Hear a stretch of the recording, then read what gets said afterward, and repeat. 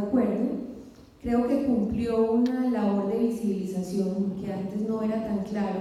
Era claro a nivel de expertos, pero no era claro a nivel nacional nuestro problema con la tierra. Creo que definitivamente es necesario expandir la vigencia. Yo creo que como saben, pues falta muchísimo. Y en tercer lugar, el tema de la seguridad, que ya mencionaron, pues las noticias de los últimos 2 meses donde no se puede entrar al Urabá a aplicar el tema de la restitución, no se está pudiendo entrar a la costa pacífica, digamos, hay un problema de seguridad tremendo que hay que resolver y que hay que atender. Frente al tema de educación y derecho agrario, voy a tratar de ser breve. Creo que nosotros somos una sociedad magnífica en muchas cosas, pero una sociedad paradójica en muchas otras, y creo que una de esas es el derecho agrario. No puede ser que seamos una sociedad agraria sin derecho agrario, una sociedad agraria sin jurisdicción agraria. No puede ser que no nos enseñen en las universidades derecho agrario, que sea un tema completamente rezagado, que no haya conciencia, digamos, no sé por qué el descuido, no sé si es un tema de voluntad política, de voluntad educativa, de intencionalidad, que eso pues sería perverso, pero es importante mencionarlo. Si digamos se cultiva la ignorancia en el tema agrario con un propósito específico que es muy lamentable. Yo creo que es importante que en el pregrado del derecho agrario que existan más especializaciones en derecho agrario, que hay muy pocas, y que por supuesto se incentiven las maestrías en derecho agrario y que tratemos de pensar el problema de forma estructural. Y finalmente, para pensar cómo hacer política pública, yo creo que hay que hacer coincidir 2 cosas fundamentalmente. Uno, el llamado que han hecho todos, y es entender el pasado, porque este es un tema desde 1800, todos. Debemos entender el pasado para hacer política pública, pero también debemos entender qué está pasando hoy. Y para entender qué está pasando hoy necesitamos vincular a las regiones. ¿Qué dicen las regiones? No puede ser que la política pública y legislativa sea desde el centro. Es decir, es demasiado complejo el problema y somos profundamente ignorantes. Entonces hay que vincular a los sectores expertos, hay que incentivar la interdisciplinariedad y hacer una infraestructura de Estado mucho más cercana. Listo. Muchas gracias, profesora Luisa. Voy a darle primero aquí la palabra al profesor Cuervo. La profesora Luisa nos ha puesto frente a una gran discusión de coyuntura, que es qué hacer con la política transicional en restitución de tierras y reparación de víctimas, ¿cierto? Una política que además se formula a un plazo de 10 años. No sé si realmente uno hubiese podido lograr en 10 años reparar a las víctimas de la violencia en este país, y nos afrontamos a que las metas en restitución pues son muy bajitas. Y usted hablaba de que en este país, para poder hacer la política pública, también hay que pensar en un nuevo modelo de planeación, quizá un nuevo modelo de planeación que no atienda las coyunturas de gobierno, es lo que yo deduzco de su intervención, pero también nos están proponiendo aquí una discusión entre la centralización excesiva en la formulación de esas políticas y la integración de las territorialidades a la construcción de eso nuevo.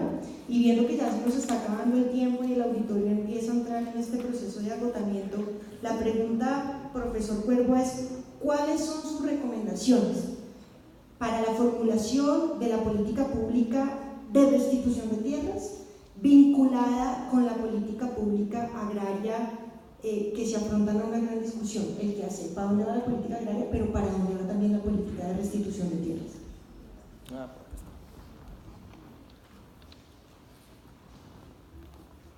Bueno,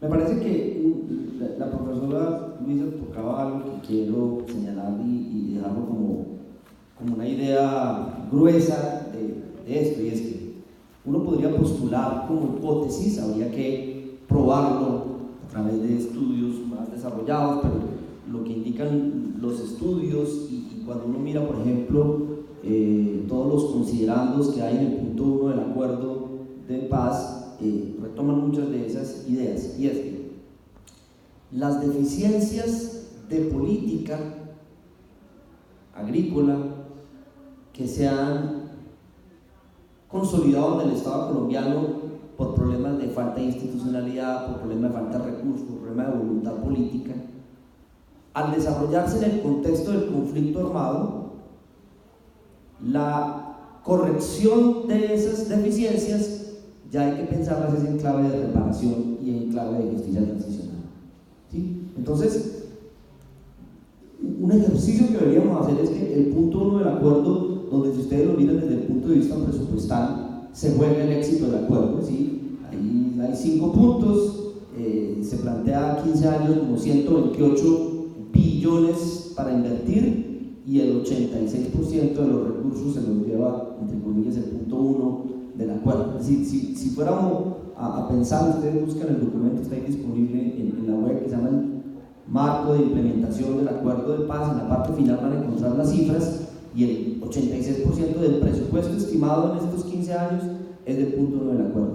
Pero solamente con el punto, si hacemos un ejercicio, un escenario de éxito del punto 1 del acuerdo, con eso nos van a resolver todos los problemas agrícolas. Entonces ahí es donde vuelvo al tema de la continuidad, ¿sí? Tenemos que volver a mirar los informes de la misión rural, las recomendaciones de política, volver a mirar los informes del Informe de Desarrollo Humano del 2011 sobre lo rural.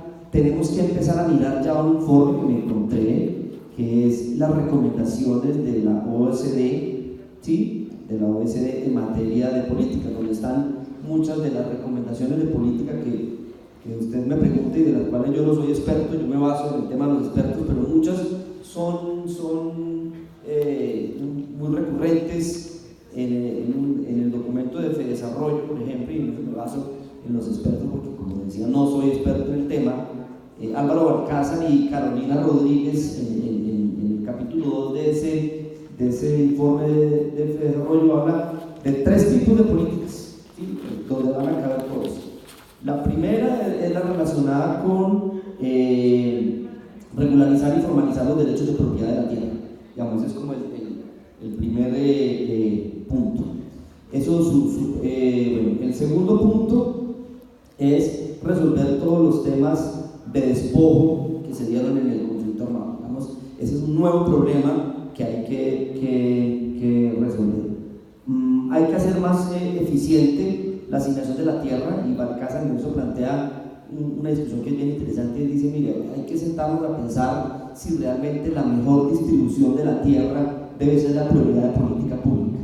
Quizás hay que pensar en otras figuras del derecho, como el arrendamiento, como el usufructo, como la servidumbre, donde el campesino pueda tener derecho también a acceso a la tierra y a producirla, y muchas veces concentrarse exclusivamente en resolver el tema de propiedad y titulación puede ser tan costoso, tan complejo y tan difícil de lograrlo, que nos quedamos como luchando por eso, con tierras que podrían ser asignadas provisionalmente a través de otros títulos jurídicos y que pueden ser trabajadas, porque, como bien lo señalaban en el panel anterior, y eso está ahí en el diagnóstico, el problema no es en sí misma la concentración de la tierra, sino qué está pasando con esa tierra que está concentrada. Mucha de esa tierra es usada, por ejemplo, para especulación inmobiliaria, y mucha de esa también para ganadería extensiva, y la ganadería extensiva, pues ya sabemos que tiene un alto impacto ambiental, no genera mucho empleo y tiene muy poca vocación de distribución de ingresos. Entonces,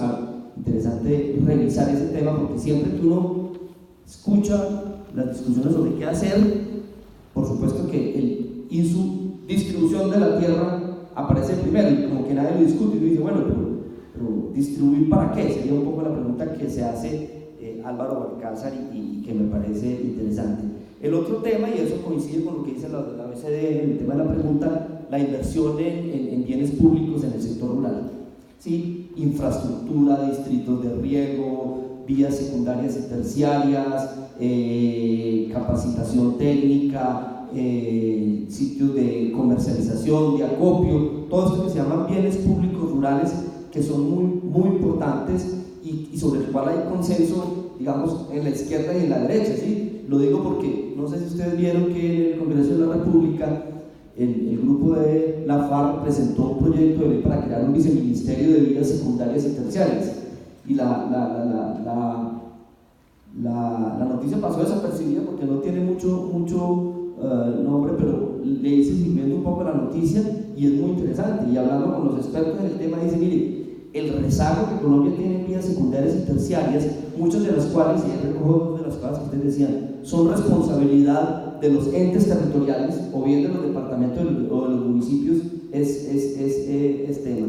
Y en tercer lugar, hay que lograr como más eficiencia en el uso del suelo en general, ¿sí? Entonces, cuando uno empieza a mirar, por ejemplo, ciertos sectores agrícolas, a la caficultura le tomó muchos años, 20 años, seguramente por estar atado a las dinámicas institucionales de la federación. Ahí sucedió lo que llaman los economistas un path dependence, una trayectoria de la senda recorrida, pero hoy los caficultores saben que ya Colombia no participa del mercado del café en la misma proporción que lo hacía antes del pacto, pero los cafeteros han encontrado en la especialización del café, ¿sí?, su capacidad, su nueva forma de reinventarse en términos productivos. Eso también hay que pensarlo para todos los sectores productivos. Es decir, no hay una única fórmula para el campo. Cuando pensamos en el campo, tenemos que pensar en las especificidades del campo, de los pisos térmicos, de la productividad. Entonces no es lo mismo las respuestas que se van a dar en el Meta, que en Boyacá, que en el sur de Bolívar. Por supuesto que hay unos elementos comunes que ya están ahí señalados. Y termino diciendo que todo esto hay que atarlo no a planes de desarrollo, y en eso la respuesta es sí, me parece que los planes de desarrollo hay que replantearlos, son de muy poca visión. El punto 1 del acuerdo trae la necesidad de crear un plan nacional agrario a 10 años, ese por ejemplo podría ser una primera medida. Ya tenemos experiencias más o menos exitosas en otros sectores: plan decenal de educación, plan decenal de salud, y ahora empieza el plan decenal de justicia. ¿Por qué surgen esos planes decenales en esos sectores? Porque se dieron cuenta que la necesidad de continuar, por ejemplo, en políticas de lucha contra el analfabetismo, o políticas para aumentar la cobertura en educación, o para mejorar el aseguramiento en salud, no bastaba con las decisiones de gobierno recogidas en un plan de desarrollo a 4 años. Necesitamos instrumentos de política que trasciendan los 4 años de gobierno, los 4 años de plan de desarrollo, y tenemos dificultades para eso. Se habla de los COMPES, pero los COMPES no tienen una eficacia jurídica. Es decir, si un gobierno decide no aplicar un COMPES, no pasa nada, porque un COMPES no es un acto administrativo, no es un ente normativo. Entonces ahí necesitamos en el sector agropecuario, el sector rural, pensar en instrumentos de política de 10, 15 años, pero que además, cuando decimos política pública, no solo es un tema de los técnicos del gobierno, sino que hay que sumar a la comunidad científica, que es muy buena y muy importante en el sector agrícola, los nombres que aquí hemos señalado, y otros más, por supuesto.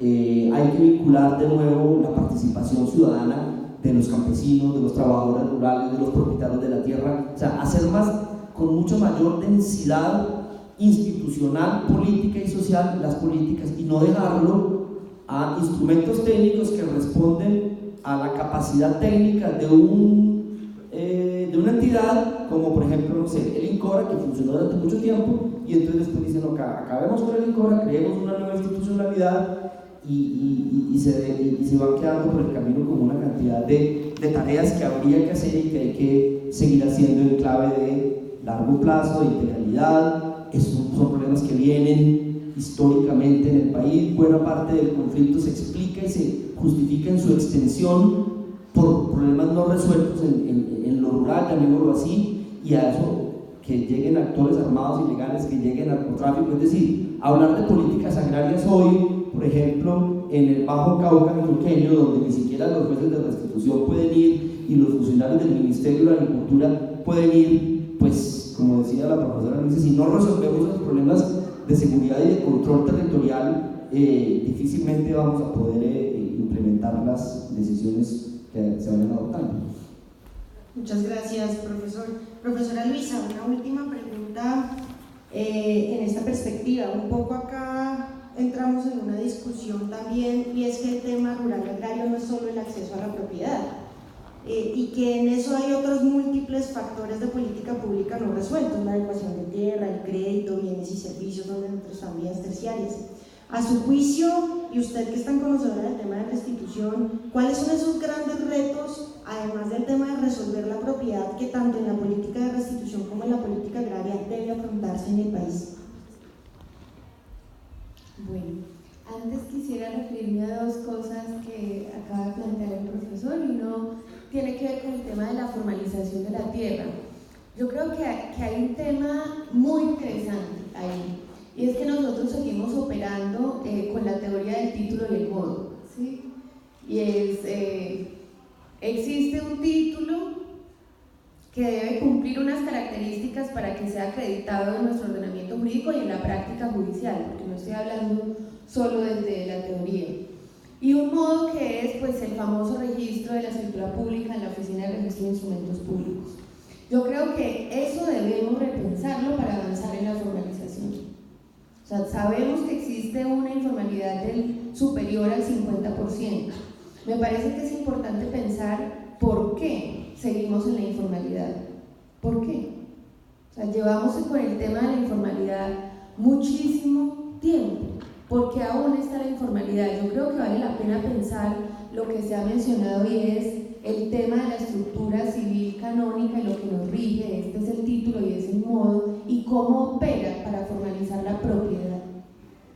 Ahora, en el panel anterior hablaban de que existen unas cartaventas, existen unas dinámicas sociales específicas, existe una forma de acreditación de la posesión regular e irregular, existe una realidad jurídica que supera el estándar normativo, es decir, lo supera.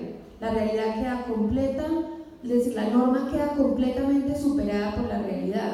Entonces, si vamos a pensar en la formalización de la propiedad, creo que debemos pensar en cómo se acredita la formalización de la propiedad acá. Creo que sí es un tema fundamental, porque tiene que ver con un tema de desarrollo y con todos los beneficios que trae la formalización de la propiedad, que creo que son evidentes. Acceso a créditos, acceso a servicios públicos, tiene que ver hasta con un tema educativo. Pero me parece interesante que lo pensemos. ¿Cómo se acredita la formalización? ¿Qué voy a entender por justo título? ¿Solo una escritura pública? ¿Solo una escritura pública que se registra puede cumplir el estándar de propiedad? Creo que eso excede nuestra realidad, y para eso tenemos que entender cómo funcionan las dinámicas de relaciones jurídicas con la tierra, de posesión y adjudicación de baldíos, antes de pensar en la propiedad. Si la mayoría tiene que ver con posesión regular y irregular, ¿cómo se acreditan ambas?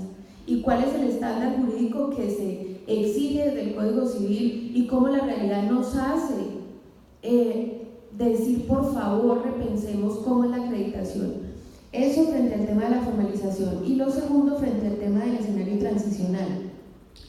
Yo creo, y lo digo con cuidado y con delicadeza porque lo sigo pensando, y es: estamos hablando de un escenario transicional, sí.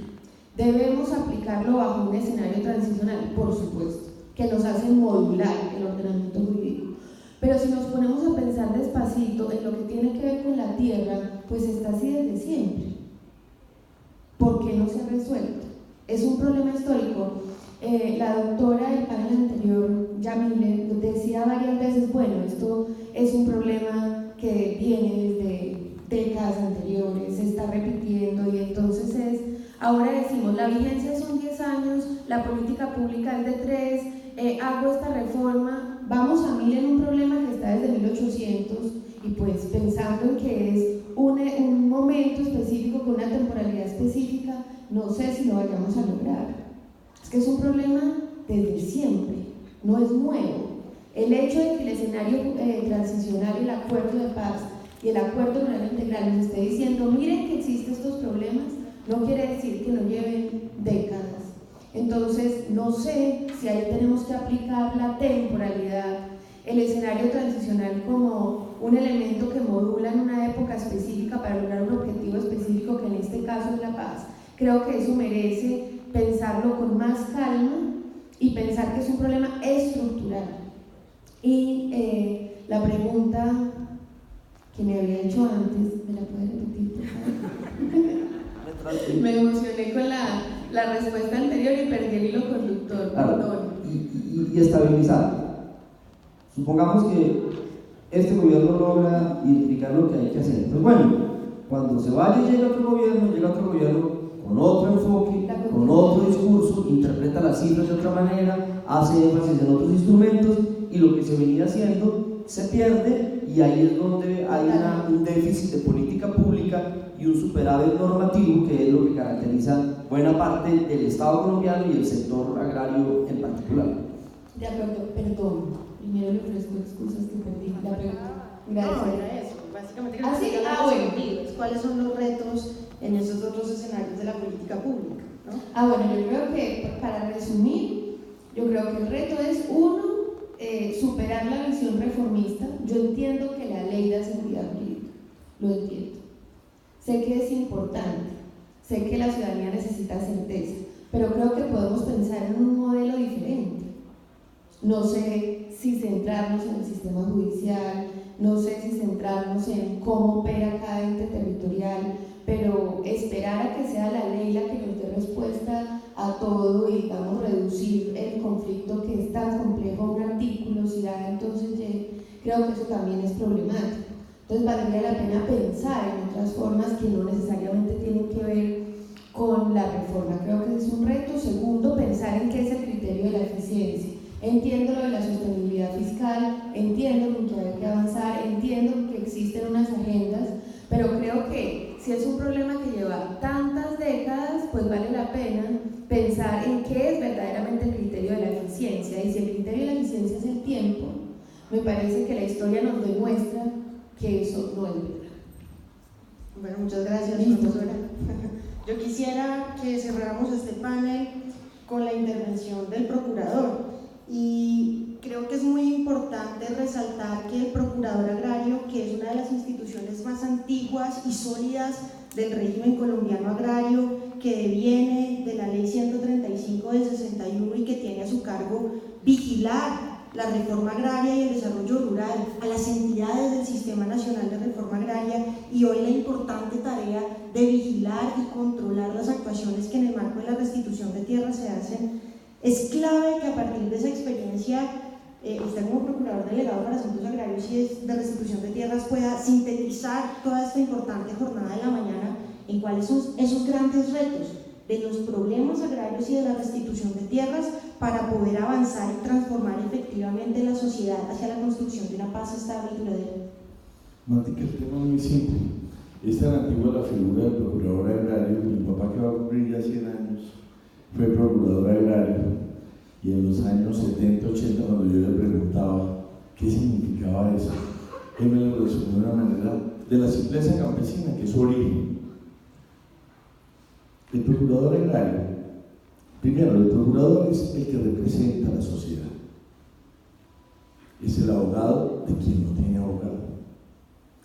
Si yo logro transmitir ese mensaje tan simple a mis procuradores judiciales como usted, y a todos los que hemos tratado de conectar con la realidad que es este país, que es la gente que está viviendo, no es conectarnos con la norma, no es conectarnos con la tierra, no es conectarnos con el sistema, es conectarnos con la gente, que es el propósito y el objetivo de la norma.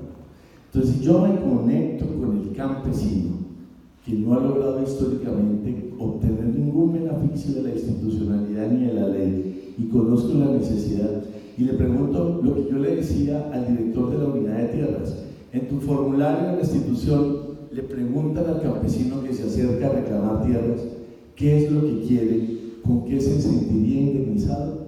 Me dijo, no, ese formulario, esa pregunta no existe en el formulario. Entonces eso lo que nos lleva es que cuando tuve la oportunidad de ser procurador judicial de tierras en la primera etapa de la Procuraduría del doctor Carrillo, que conocer ese territorio y vivirlo durante año y medio fue lo que me permitió venir a tratar de aplicar con mis procuradores a nivel nacional esa realidad que yo había vivido en el territorio, era de llegar a una diligencia de entrega de la tierra y el campesino que había hecho la reclamación preguntara: ¿y a ustedes quién les dijo que yo quería volver aquí? ¿Quién dijo que yo quería que me volvieran a esta tierra? Si yo ya llevo 25 años desplazado en la ciudad, ya mis hijos nacieron en la urbanidad y yo no puedo devolverme ahora a la ruralidad. Entonces, cuando volvamos a conectar a ese procurador como representante de la gente, a esa leva del procurador Carrillo de la Procuraduría Ciudadana, no como ciudad, sino como la gente, y le preguntemos qué es lo que quieren del Estado colombiano, nos volveremos los mejores mensajeros y los mejores conectores entre la institucionalidad y el pueblo, y la gente que está reclamando presencia del Estado en esa ruralidad abandonada. Entonces el mensaje es muy simple, Martica.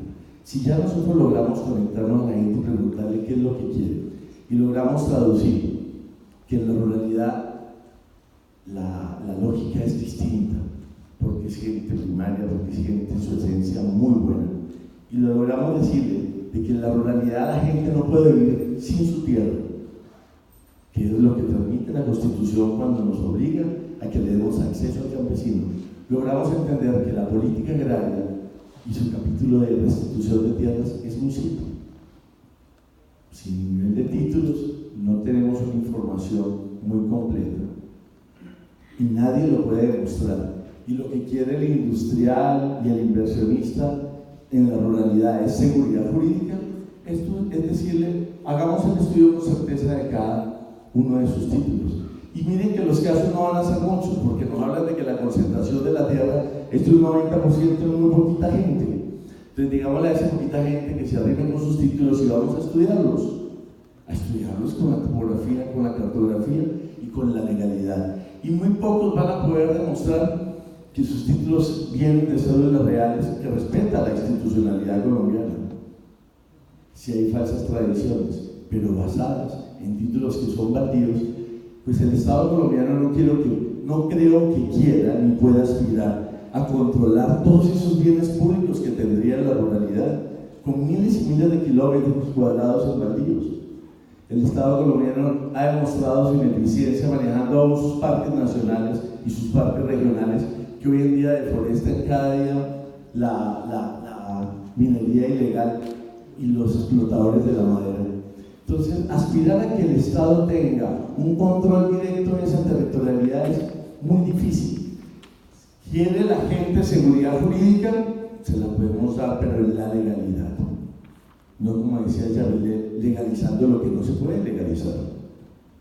Si hay gente poseyendo la tierra durante tantos años, nuestra historia es muy corta, la podemos reconstruir fácilmente. La tierra nadie la puede echar el hombre y llevársela para la casa. La tierra está ahí y marca su historia en sus huellas de lo que estamos haciendo con ella todo el día. Y si apenas tenemos una historia registral de los años 60, pues tenemos que llevar un poquitico más atrás.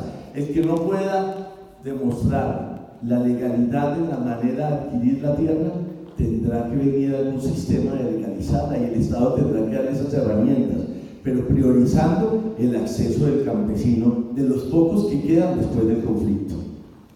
Un país que era paritario en la ruralidad y en la urbanidad cuando empezó el conflicto en los años 60, ya la historia lo cambió y hoy en día se volvió un país urbano, con un 80-85% en la urbanidad.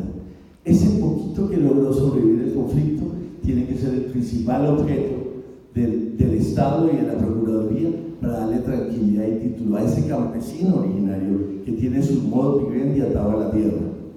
Cuando logremos dar esa legalidad, ya sea utilizando nuestra figura de conciliadores y verdaderos representantes de esa sociedad campesina, que es el origen de todos nosotros, hemos logrado ya un gran avance.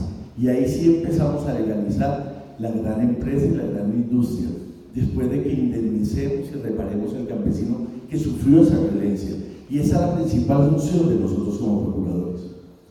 Logrando esa conexión con el poco poblador campesino que aún conserva la tierra, y de pronto rescatando el que la urbanidad quiere recuperar su identidad y volver al campo, y habremos logrado un 90% de la paz. Ya lo otro es coger toda la formalidad que requiere el traspaso y el mercado rural para que la gran industria, el gran terrateniente o el gran agroindustrial legalice esa posesión. Si no lo puede hacer con los títulos que tiene, que el Estado le dé la fórmula para que pueda indemnizar al Estado si ha explotado mucho esa tierra y formalice su situación, si es que sus inversiones justifican para eso.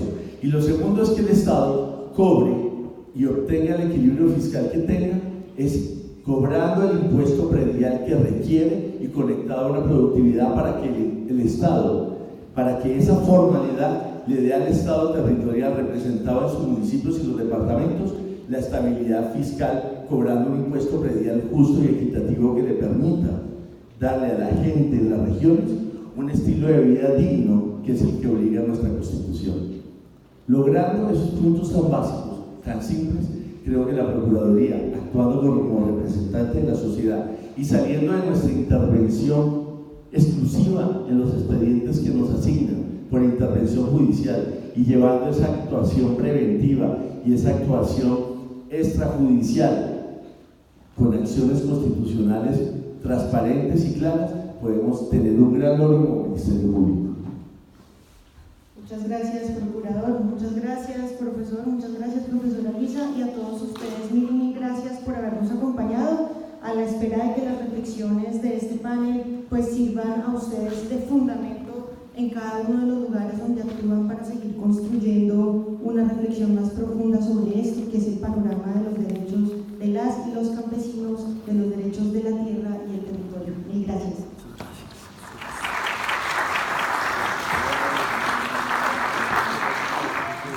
De esta forma culminamos el foro Panorama de los Derechos Agrarios y la Restitución de Tierras en Colombia. Agradecemos su asistencia y participación. Muchas gracias.